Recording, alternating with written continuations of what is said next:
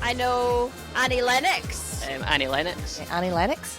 Annie Lennox, because her uncle used to teach me French. Well, I love her. She's, from the, oh God, I'm an old lady, I can't remember. I just remember sweet dreams are made of.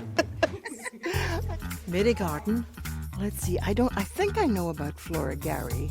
Well, I met her when I worked in Dundee with C. Thompson's for the Courier newspaper, and I had a column just interviewing people of any interest. And because I'm up here, I come from up here, she had written a poem about the cuckoo, Benny Gauk, I think was the cuckoo's name, on Benny.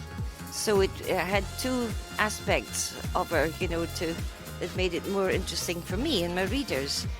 Yeah, no, but Christian Watt Papers. Yeah, remember that book from when I used to work in the bookshop.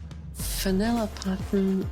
Mary Garden. I also know Mary Esselman. I've heard of her. Annie Lennox and Hannah Miley. Had the pleasure of swimming in a lane next to Hannah Miley whilst I was 8 months pregnant. She was decidedly faster than I was. Evelyn Glennie, pioneer of first percussion soloists in the world. I love that she's kept her local accent and that she's maintaining connections to the region.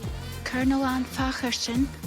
Flora Gary. Caroline Phillips. She was a famous Aberdeen suffragette. She was a journalist at the time. She kept a lot of suffragette records. She corresponded with the Pankhurst and was ultimately dismissed by them. I just noticed that Mary Garden, the great opera singer, is there, and I'm a huge opera freak.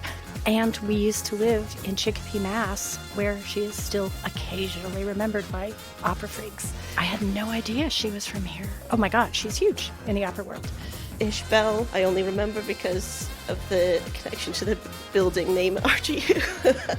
I know Christian Watt, Annie Lennox and Caroline Phillips.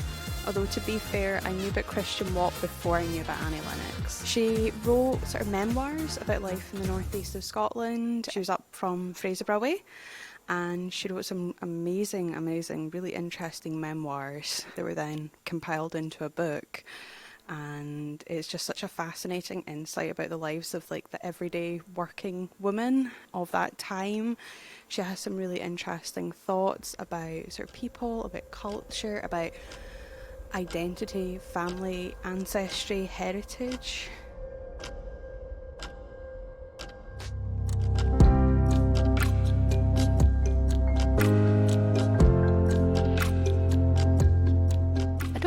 I think in general, when I was at school, we didn't really do a lot of specific Scottish history.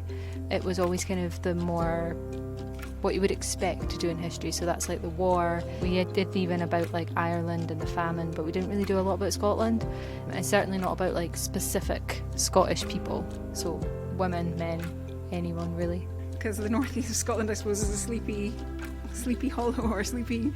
I don't know. People are modest and. Yeah, I think probably because of how long ago a lot of them lived and not been promoted, advertised or highlighted. Probably because not a lot of people have a lot to do with history anymore, and maybe their contributions aren't great enough to be recognised properly.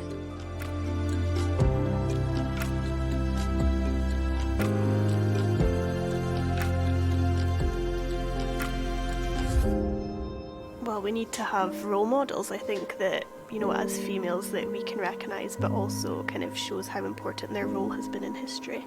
Yeah, these people have done something huge with their lives in different paths. So, yeah, it would be good for young people to see that, particularly young girls, to see that you can do it. It doesn't matter where you're from, but you can do it. There are some of these women that are really culturally important, but yeah, it's just part of awareness raising about the importance, the cultural and historical and societal importance of women. And I think we need to be more aware of that. So yeah, it's really important. I think And I think we should know. I feel quite embarrassed that I don't know more about the people that you've got here.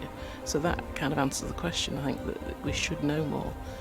I think having that respect for what people have done through history to make it possible to live the lives we live today should be commemorated more. Yeah.